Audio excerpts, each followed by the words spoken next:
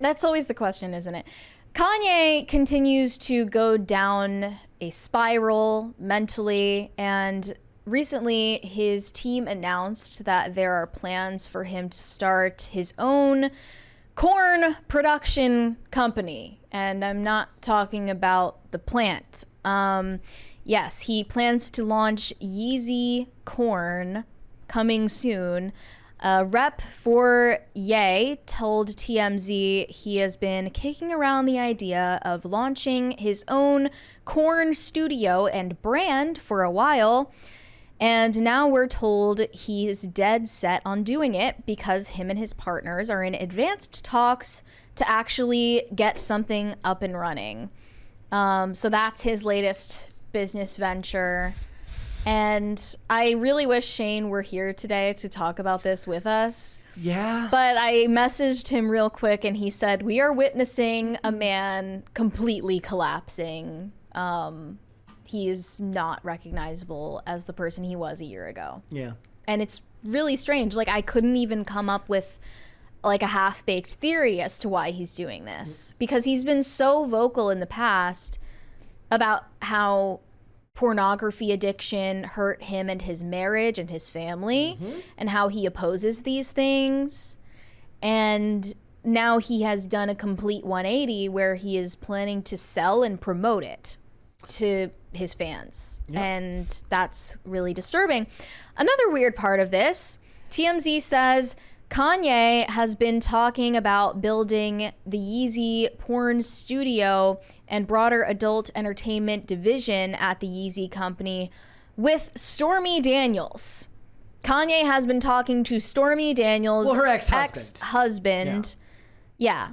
It says Kanye has been talking to Stormy Daniels' ex-husband, Mike Mose, a vet in the porn business, to help shepherd the whole thing as the head of this new division in the Yeezy brand. So, yeah, that's happening at the same time as the Trump trial over the Stormy Daniels lawsuit.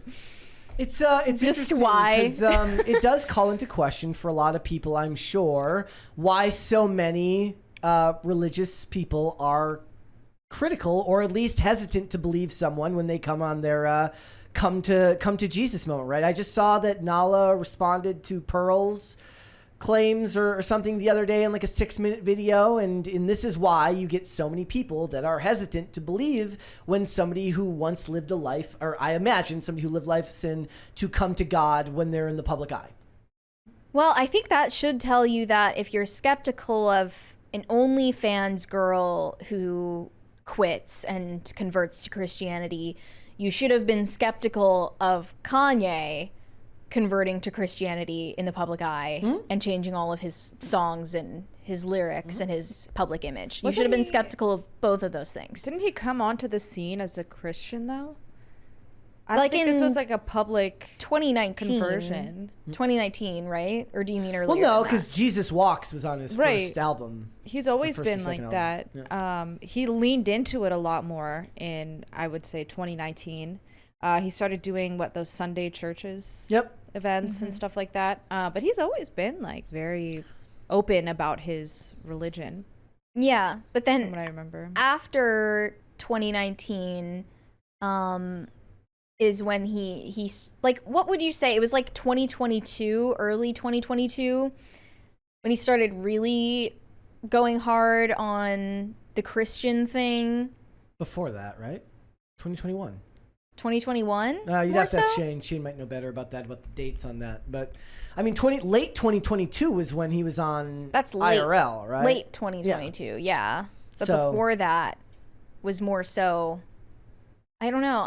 I can't keep track at this point. No, because so many different phases. Like the album came out in 2019, right? So yeah, but it was after the album he released Donda, and in the middle of Donda had plenty of explicit lyrics, right? Yeah. I still think that for the most part, he has a lot of it is just that he knows he's a manic person who goes through manic episodes and goes up and down. He just has such a public face that this is what any person in a manic state would do. It's just that he's going to grab a lot more attention and happens to be famous. Doesn't that just sound like making up excuses for him when he's fully I'm accountable explaining for his actions? I'm not making excuses for him. I'm explaining what I think it is. That if somebody who suffers from BPD down the street does this, you don't know because he doesn't have the public eye. When Kanye does, he doesn't. Like, this could disappear tomorrow. We may never hear anything of this ever again. And someday somebody will be like, wasn't he going to start a corn company back then? What if that'd be great. What if he actually started a corn company, started making corn on the cob? That'd be great. Yeah, I would prefer that. I would rather that, yeah. To this. Like a non-GMO corn on the cob industry. I mean, I think it's a misleading to say that a mental illness or a manic episode could make you completely change your belief system and your moral code. That's not how that works. That being an artist plays a role in that too, in a lot of it. Or part of it is like, isn't part of it that you're allowed to go through something. So he just says, like, it's not that I've lost my values, it's that I'm going through something right now and I'll find my way back. Even if what somebody believes he's doing right now isn't something that you can find your way back from. Yeah, I agree with you. And I think you just agreed with what she said, like indirectly, right? Essentially, like, you can only forgive so much if he's always blaming this on the fact that he's manic and he has bipolar disorder, which he's had for years, right? Like, we've known for decades that Kanye is manic or at least bipolar. You would think that by now they have some sort of system figured out.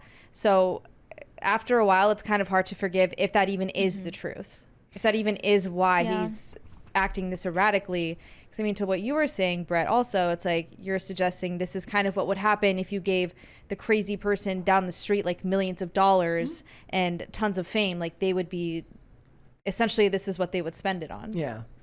Not even necessarily, I don't know, millions of dollars, but like that what you'd see is an erratic shift in behavior. Like, if you gave a person who was suffering from something like this down the street all of the attention, you would just see a erratic shift in behavior. Maybe it displays itself in a different way, but it would show a radical shift in values or behavior. When I was, and I guess drugs aren't necessarily the same thing as being, certain types of mental illness, but there are things that cause radical shifts in behavior that can make you unrecognizable to the person that you were before. The difference is I did not have millions of dollars or lots of public attention to draw, the public eye to what was different. Okay, but Kanye repeatedly has denied that he has bipolar disorder. So if we're to take his words at face value, he is perfectly sound of mind. He is making all of these decisions completely sober, not mentally ill, not in a manic episode. He's, perfectly aware of what he's doing, perfectly in control of his actions. Yeah. So if we're taking him at his word, this is a sign that, honestly, before this ever happened, it's been months since all of the Christians who started supporting him should have jumped ship. But like, if you still didn't see a sign to jump off the Kanye train, this is it. Like, oh yeah, I've lost all respect for him irrevocably after this. I did have some left, and I could kind of admire him as an artist at the very least. But Vultures was just trash. Like, musically, it was bad, and he has these blatantly blasphemous lyrics, and he's in all of these interviews saying that he's God, and he's talking about having a threesome with the Obamas. I'm just not, like, you get to the point where no one is interested anymore. Right. Like, you've done it all, you've said everything, you've said the most shocking thing you could possibly say, and no one is listening anymore. I still have a lot of love for the old music, a lot of love for the old music. But as a person, I find it more merely. I find it like vaguely interesting. For the most part, I look at him the same way I look at a lot of celebrities, especially like more in the realm of like a Britney Spears, where it's just kind of fascinating to watch, but not get invested in personally. Like, I can imagine for someone like Shane, who had felt like, he really, really liked the guy and had a deep connection with his music, that to him, something like this would feel actually like a betrayal in a lot of ways. Or at least someone Huge who at letdown. one point was considered a friend, Yeah. whatever that word means to someone like Kanye. I have Yeah. no idea. I think he's probably just mad at everyone. He's mad at his ex-wife. He's mad at all of the people in the industry who used to respect him, who don't anymore. He's mad at himself. And then now he got mad at all of the Christians who started supporting him and decided to do everything he could despite them. And this is part of that project. So it's really unfortunate. I wonder how much of it sometimes is like, look, you get him on an interview and he just says something off the cuff. And then a lot of news bites come of those statements that may or may not be just something that you just say in the moment.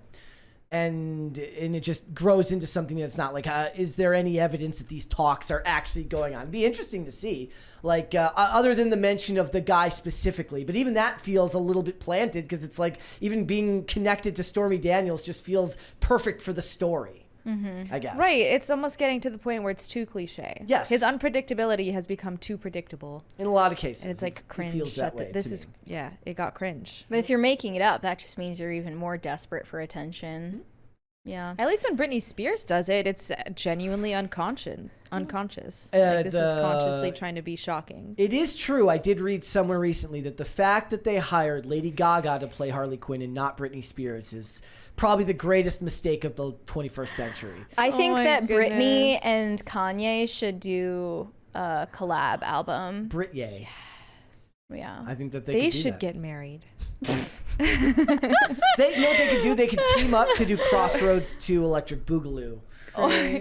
Get Anson Mount and Taryn Manning back, and Dude, Shonda Rhimes. whole can, Drop an crew. album. Shonda Rhimes can be involved. Great. It'd be great. I would watch that. I would absolutely watch that. I would. Thanks for watching. Listen to full episodes of Pop Culture Crisis on Spotify. Keep up with us on social media and make sure you subscribe and ring that bell so you never miss the show. Bye, guys.